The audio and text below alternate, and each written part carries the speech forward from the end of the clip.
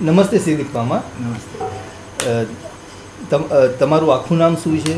હાલ કયા ગામના રહેવાસી છો અને હાલમાં તમે પંચાયતમાં શું હોદ્દો છે તમારો એ થોડું જણાવશો? હું ગુજરાતની અંદર કચ્છ જિલ્લામાં બન્ની વિસ્તારમાં સરગુ ગામનો છું અને સરગુ ગામના અત્યારે હું ચાલુ સરપંચ છું અને માલધારી સંગઠનના મેમ્બર છું અને આ પશુપાલન અમારો વ્યવસાય છે એ પ્રમાણે અમારો હાલમાં જ આપણે જોયું કે બંને વિસ્તારના અંદર જે અતિવૃષ્ટિ થઈ, જે વધુ પ્રમાણમાં વરસાદ પડ્યો અને એના આધારે આજુબાજુના ઘણા ગામડાઓમાં પાણીની એવું આવી ગયું છે. તો એના આધારે બંનેના લોકો ઉપર, આપણા ગામના અંદર પણ શું જનજીવન ઉપર શું અસર થઈ છે? એમાં તો એવું થયું ને કે પાણી આ વરસાદો હંમેશા આવે છે, હંમેશા આવો પાણી તો ફૂલ આવે છે, વરસાદો થાય છે.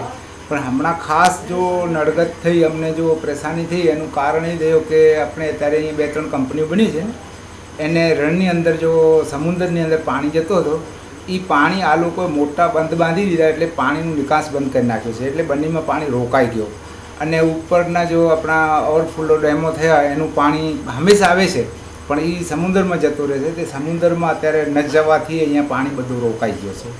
કારણ એ છે આ લોકોનું જો મોટા બંધ બાંધેલા છે એ નડગત રૂપ છે. અને બીજું એ છે કે બંનેની અંદર જે ગામડાઓ છે તો એની અંદર બરાબર રોડો બને અને ગામની આજુબાજુ પહેલાં અમારા જમાનામાં, જૂના જમાનામાં લોકોએ અમારા કે વથાણ કે ઊંચાણવાળા ભાગ બનાવે એટલે એના અંદર પાણી ન ભરાય, એટલે જમીનથી 2-2.5 ફૂટનું ઊંચાણનું બધું એવું થઈ જાય ગામની અંદર, ગામ તળ. તો અહીંયા ઉપર પાણી ચડતો નથી, વધારે પાણી ચડતો નથી. ચડવાનું કારણ એક જ આ જો બંધ બંધાઈ ગયા છે એ બંધે રોક્યો છે પાણી, એના કારણે અમુક માણસોની તકલીફ થઈ છે. અને આના માણસોની સાથે સાથે આપણું જે પશુપાલન છે, કારણ કે બંનેનો મેઇન વ્યવસાય છે આપણું પશુપાલન છે, તો એના ઉપર પણ કંઈ અસર થઈ છે? ઘણું અસર થયું, ઘણું એટલે પાણી રોકાઈ ગયું. એમાં પાલતુ જાનવરો છે, જંગલી જાનવરો છે, અમુક પંખીઓ છે એ કાફી મરી ગયા છે. એનું કારણ એ પાણી રોકાઈ ગયું અને એ લોકોને, અને બીજું જમીન એકદમ પોકળ થઈ ગઈ એટલે એમાં ખૂંચીને પણ ઘણા પાલતુ જાનવરો મર્યા છે અને જંગલી જાનવરો ઘણા મર્યા છે. પર્યાવરણને મોટું નુકસાન થયું છે એની અંદરમાં અને જમીનમાં એવો સાર થઈ ગયો છે એટલે મચ્છરોનું પણ બહુ ત્રાસ થયો છે. કેમ કે પાણી રોકાઈ ગયું એમાં જમીનમાં સાર થાય છે એટલે એના કારણે મચ્છરોનું પણ અતિ ત્રાસ છે કે અમુક જાનવરો મચ્છરોની અંદર પણ મરી ગયા છે કે મચ્છરોની ખાયથી મરી ગયા છે. એવો વાક્ય ઘણા અમારા ગામમાં બને છે. તો આ માટે હવે આટલી જે મોટી જે સમસ્યા આપણે અત્યારે ઉપસ્થિત થઈ છે, તો એ માટે આપણે એની લગભગ 19 જેટલી પંચાયતો છે, તો એ પંચાયતોએ શું કરવું જોઈએ, તમારી એમને શું સલાહ છે અને આ સાથે સરકારે પણ શું કરવું જોઈએ કે સંસ્થાઓએ પણ આગળ કઈ રીતે આવવું જોઈએ?